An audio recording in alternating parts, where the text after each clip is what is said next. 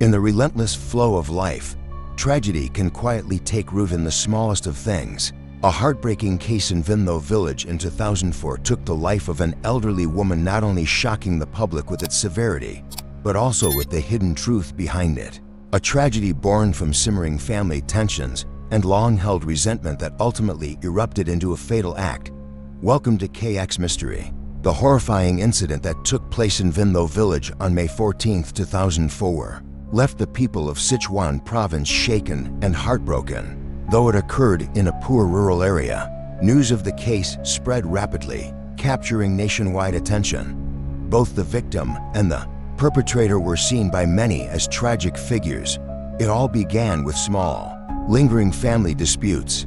One late afternoon, Alex Lee frantically called the police to report the tragic passing of his mother, Mrs. Grace Liu, in her own home. Alex's initial statement gave investigators a basic picture of what had occurred. Mrs. Liu, 65 years old, lived with her eldest son Peter Lee and his wife Linda Jo. However, 2 days earlier, the couple had received a wedding invitation from a distant relative and left for the event.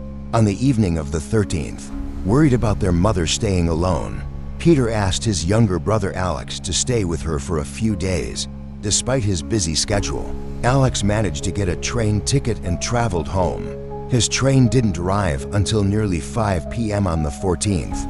As soon as he arrived, Alex called his mother several times to check on her and tell her not to cook dinner. He planned to take her out to eat, but no one answered. Sensing something was wrong, he quickly took a motorbike taxi straight to her house. The first thing he noticed was the gate slightly ajar. He called out loudly, but there was no response. He pushed open the front door. It wasn't locked, just loosely closed. As he stepped inside, a sharp metallic smell hit his nose, sending a chill down his spine. He rushed to the bedroom, no sign of his mother. Then, in a panic, he ran to the kitchen where he found Mrs. Grace Liu lying face down on the floor. A dagger was embedded deep in her back, and blood had spread across the cold tiled floor. Alex collapsed next to her, desperately trying to wake her, but it was too late. Her body was already cold. Overwhelmed by grief, he nearly broke down. In despair, Alex called other family members and also reported the horrifying discovery to local police.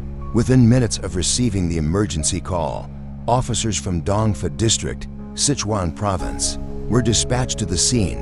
The small, modest house deep inside Vinlo village slowly came into view.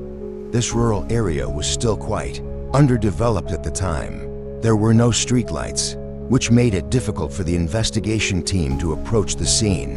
It took over 30 minutes for the investigators to reach the location. By then, many villagers and Mrs. Grace Liu's other children had gathered outside.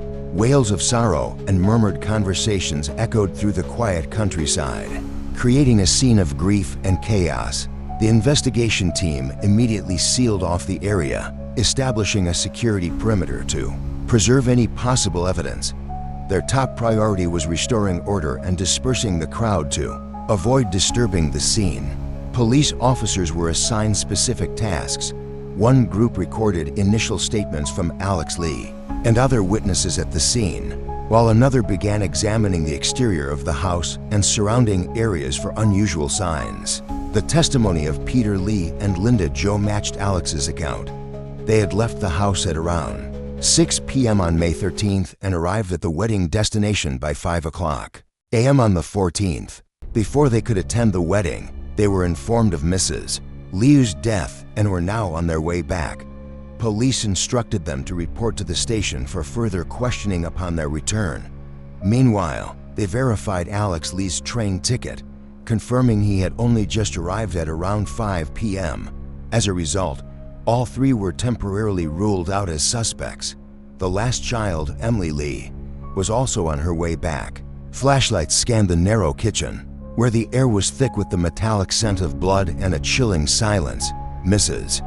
Grace Liu's body lay face down on the old tiled floor.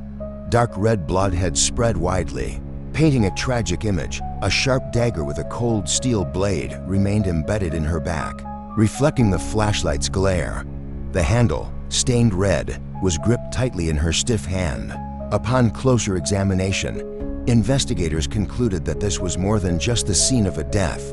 A small bamboo stool was tipped over beside a metal basin, with fresh tomatoes scattered across the floor. Broken porcelain shards nearby suggested a fierce struggle, a failed attempt at self-defense. During the on-site autopsy, forensic experts discovered a crucial detail. Beneath Mrs.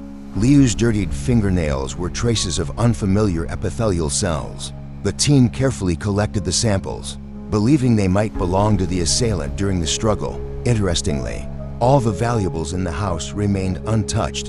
The old wooden cabinet that stored personal belongings was still tightly shut, showing no signs of being forced open. The old black and white television, a colorful cassette player, and some cash placed on the family altar all remained untouched.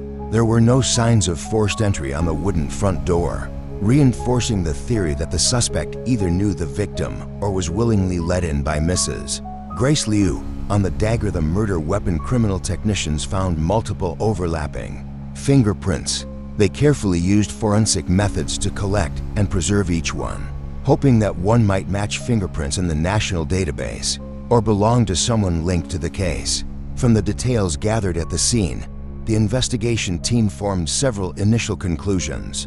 First, the lack of forced entry on both the gate and the door suggested the suspect was familiar to Mrs. Liu or trusted enough for her to open the door without hesitation. Second, the absence of missing valuables ruled out robbery as a motive.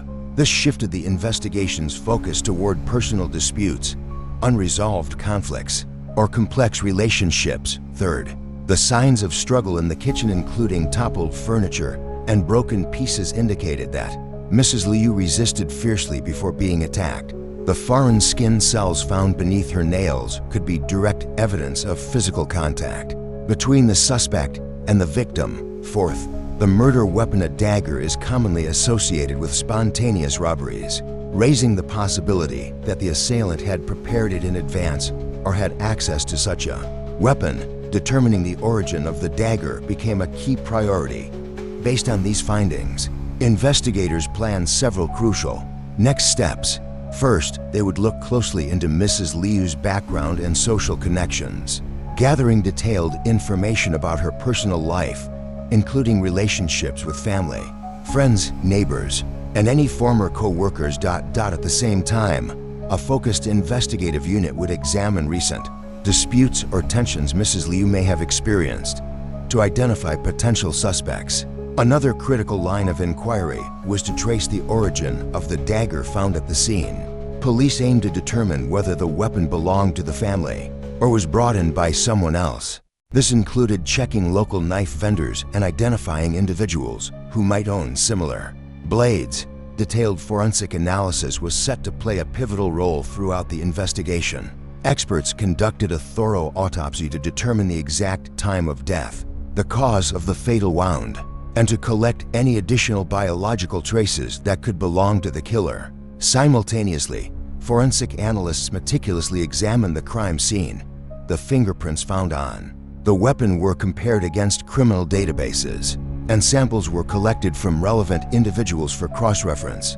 The foreign epithelial cells found under Mrs. Grace Liu's fingernails were sent for DNA analysis to identify the suspect. Witness statements played a vital role in reconstructing the timeline of events. Investigators continued to collect detailed testimonies from Alex Lee, the first to report the case, as well as family members, neighbors, and anyone with potentially relevant information. Special attention was given to the movements and relationships of Peter Lee and Linda Zhou in the days before and after the murder. Based on all gathered information, the police began narrowing down potential suspects for more in-depth investigation. The goal was to find solid evidence, uncover hidden motives, and ultimately identify the person responsible. Their ultimate mission: to solve the case quickly, bring justice to Mrs. Liu, provide closure for her family, and ease public anxiety. The autopsy results revealed that Mrs. Liu died from a single deep stab wound to the back, which severely damaged her lower right lung and a major vein. The wound measured approximately 3.5 centimeters in length, angled forward and upward at about 30 degrees, with a depth of around 10 centimeters. Besides the fatal injury, there were other signs of struggle on her body. Two small, round bruises about 1 centimeter in diameter were found on her left forearm, likely from being tightly grabbed. On the back of her right hand was a shallow scratch about 2 centimeters long, possibly from hitting a hard object or from defensive resistance. Initial tests found no traces of common toxins in her blood or bodily fluids. Microscopic examination of organ tissues suggested that the time of death occurred between 9 p.m. and 10 p.m. on May 13, 2004. Most notably, under her fingernails, especially on her right hand, investigators found foreign skin cells not matching Mrs. Liu's own DNA. These were carefully collected and preserved for forensic comparison with DNA from possible suspects. The final forensic conclusion was that Mrs. Grace Liu died from acute blood loss caused by the stab wound, and that the incident occurred between 9 o'clock and 10 p.m. on May 13, 2004. The bruises on Mrs. Grace Liu's forearm, the scratch on the back of her hand, and the presence of foreign skin cells under her nails all supported the theory that a physical struggle had taken place before her death. The examination of physical evidence from the scene continued to provide critical leads. The dagger was confirmed as the murder weapon.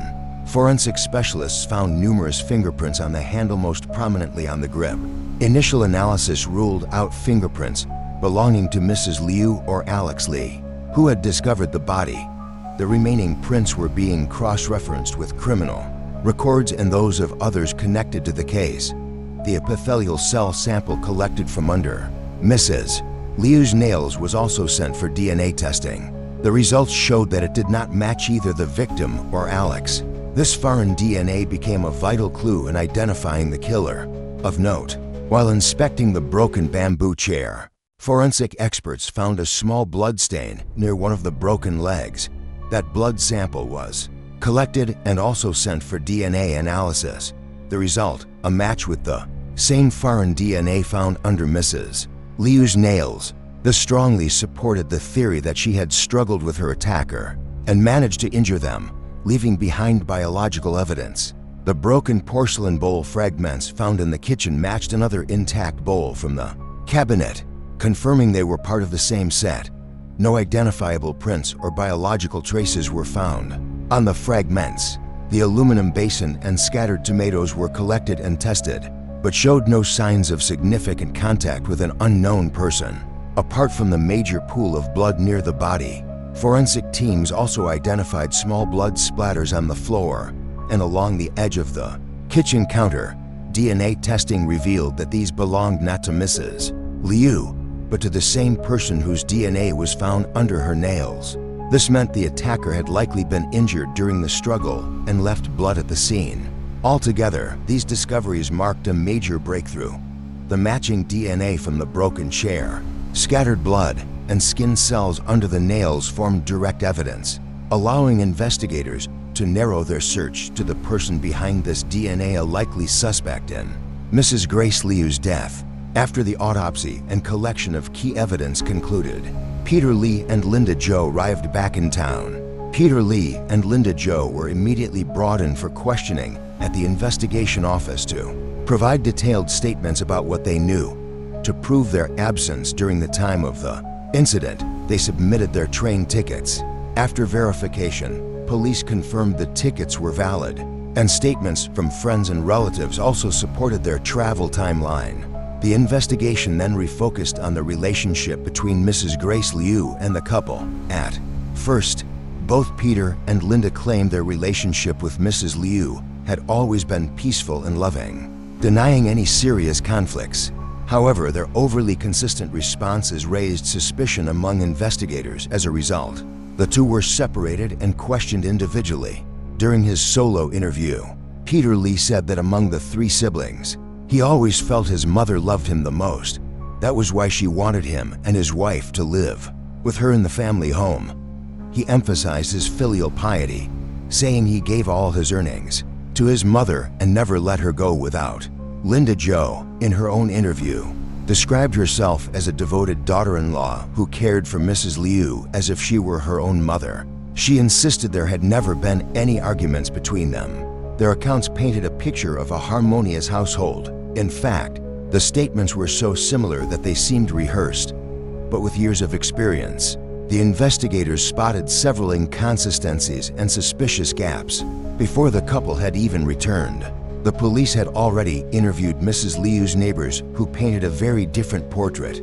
According to them, Grace Liu had a difficult personality. She was known for being harsh and sharp-tongued, always putting her own interests above others' feelings. She had a hot temper and frequently yelled at or even physically struck those around her. The ones who suffered most from her behavior were none other than Peter Li and Linda Zhou. Neighbors recalled that Linda was constantly scolded, sometimes even hit, and made to handle many household tasks at once.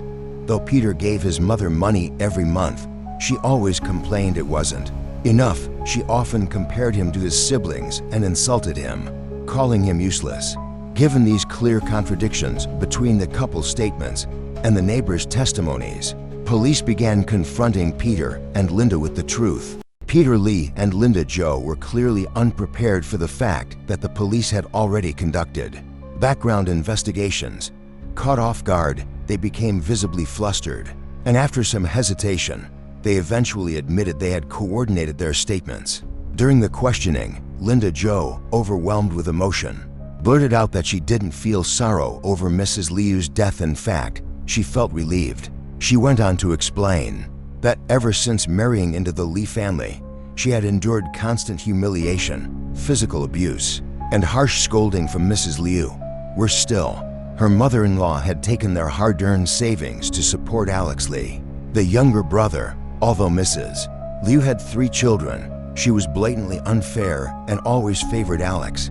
Whenever he needed help, she would pressure both Peter and Linda and their younger sister Emily Li into giving her money. If they refused, she would threaten self-harm or create emotional drama. She had already allocated the entire family's property and assets to Alex Li. Even the ancestral home they currently lived in had been transferred into Alex's name. Harboring deep resentment toward her mother-in-law's injustice, Linda admitted to feelings of bitterness, but firmly denied having any part in the murder. After her statement, police collected DNA and fingerprint samples from both Peter and Linda to compare with those found at the scene. The results showed that neither matched the DNA found under Mrs. Liu's fingernails or on the bloodstain from the broken chair. Despite lingering suspicions, the lack of direct evidence meant the couple had to be released. Meanwhile, Emily Li arrived at the station. She had traveled alone by motorbike and therefore couldn't provide any train or bus tickets to verify her whereabouts. She claimed to have been home alone at the time of the murder, but no one could confirm that, as her husband, Daniel Mann, was away on a business trip. The lack of a solid alibi, along with her visibly uneasy demeanor, raised red flags for the investigators. They began asking detailed questions about her relationship with Mrs. Liu to determine if there had been any severe conflicts. Aware that her brothers had already spoken to the police, Emily admitted that her relationship with her mother was far from good. She described Mrs. Liu as a woman deeply rooted in traditional gender bias, always favoring her sons, especially Alex Li, while treating her daughter with cold indifference. She said her experiences were similar to those of Linda Zhou. If Peter Li only had to deal with financial demands, Emily Li faced far worse treatment. Mrs. Grace Liu not only demanded that Emily send monthly living expenses, but also constantly insulted her husband, Daniel Mann, criticizing his job as a long-distance truck driver. She frequently voiced suspicions that Daniel would eventually cheat due to being away from home so often. Although Emily felt hurt, she never dared talk back. She used to visit her mother regularly, but after suffering a miscarriage during her first pregnancy, she completely stopped going to her mother's home. This detail caught the investigators' attention. Pressed further, Emily Li finally revealed the full story. Over a year ago, when she was 3 months pregnant, she had visited her mother. During their conversation, a heated argument broke out. In a fit of rage, Mrs. Liu pushed her daughter off the front steps, causing her to fall hard. The fall resulted in a miscarriage. What shocked Emily the most was that Mrs. Liu showed no regret afterwards. She never apologized or expressed any remorse. Since that heartbreaking day, Emily had never returned to the house.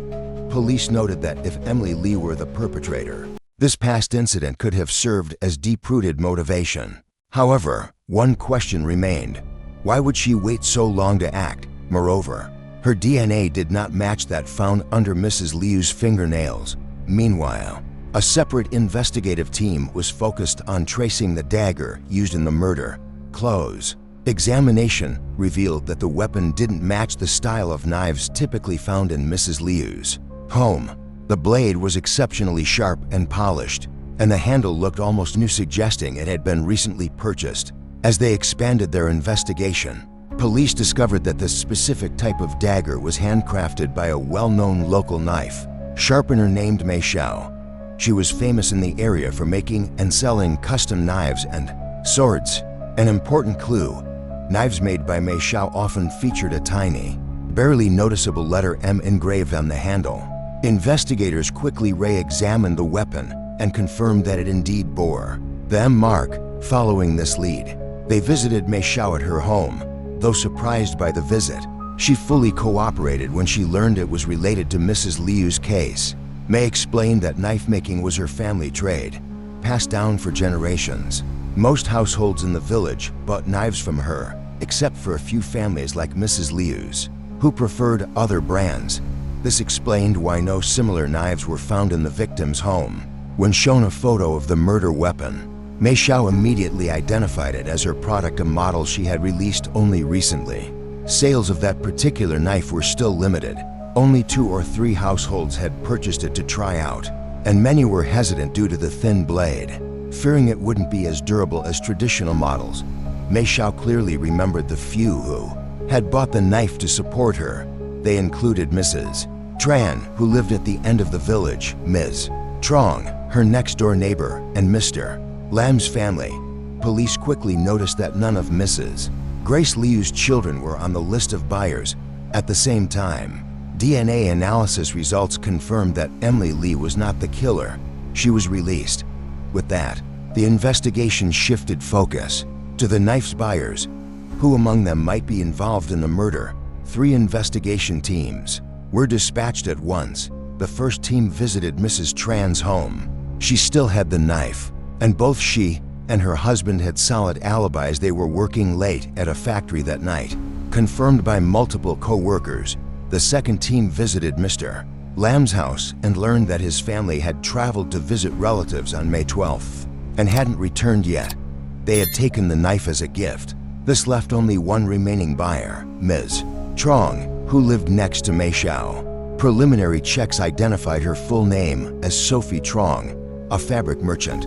Police discovered that Sophie had previously been in a romantic relationship with Alex Lee, Mrs. Liu's second son. The two had broken up about 6 months ago, and Alex had since gotten married and moved away. According to villagers, Sophie Trong and Mrs. Liu had frequent disputes. Notably, on the morning of May 13th, the two were seen having a loud argument near the market. It almost escalated into a physical fight, but was broken up by bystanders.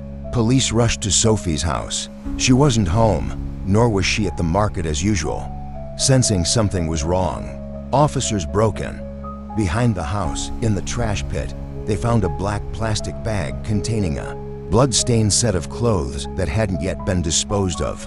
They also collected personal items bearing Sophie's fingerprints and DNA. The results left no doubt. Both matched the DNA and fingerprints found at the crime scene. Sophie Trong was officially identified as the person who had killed Mrs. Grace Liu. An arrest warrant was immediately issued across Sichuan province. Police coordinated with authorities in neighboring areas to locate the suspect. After more than 8 hours of non-stop effort, Sophie Trong was found at a local bus station, trying to buy a ticket to flee to another province. When brought in for questioning, Sophie Trong was highly agitated, uncooperative, and showed signs of resistance. It wasn't until a psychological counselor was brought in that she began to calm down emotionally. At that point, she admitted she was the killer and began to recount the entire story. In a mix of panic and despair, Sophie revealed the painful journey that led her to this point. She and Alex Lee had once shared a beautiful relationship that lasted over 5 years, filled with dreams of a happy future. But everything fell apart due to the cruelty and prejudice of Mrs. Grace Liu. She looked down on Sophie's background, mocked her lack of education, and insulted her complicated family situation. Mrs. Liu strongly opposed their relationship, claiming that Sophie wasn't worthy of her outstanding son. What hurt even more was that Alex didn't defend her. He obeyed his mother and coldly broke off the relationship, even though Sophie was carrying his child. Devastated, she underwent an abortion alone and vowed never to trust another man's promises. Time passed, and it seemed her emotional wounds were healing. She met someone new, a man who accepted her past, truly loved her, and did everything to comfort and protect her. Gradually, Sophie's heart opened again. She accepted his love and began to believe in a brighter future. But fate was cruel. Alex Lee reappeared, deeply unhappy in his marriage, haunted by memories of their time together. He tried every way to rekindle their old love, despite her clear rejections. Unfortunately, Mrs. Liu found out. She blocked Sophie's path at the market and unleashed a storm of vicious insults in front of everyone. Though Sophie tried to explain, Mrs. Liu refused to listen. That very argument led to a confrontation on the morning of May 13th. Later that day, Mrs. Liu demanded that Sophie come to her house for a final talk. She threatened to expose Sophie's past to her current partner if she didn't show up. Feeling cornered, Sophie agreed to meet. On the way, she bought a knife from Mei Xiao's shop, never imagining it would become a murder weapon.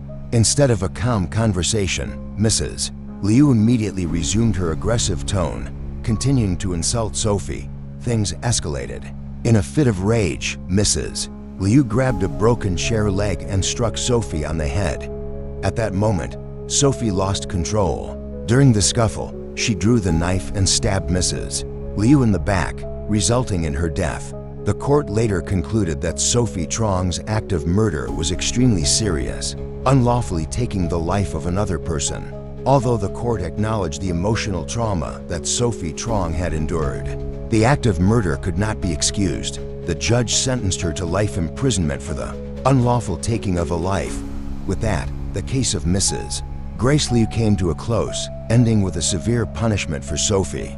However, the echoes of this family tragedy still linger. Long-standing tensions, injustice, and emotional wounds had all built up, culminating in a heartbreaking conclusion. Even though the killer faced justice, Mrs. Liu's death served as a stark reminder of the importance of empathy, compassion, and understanding within families.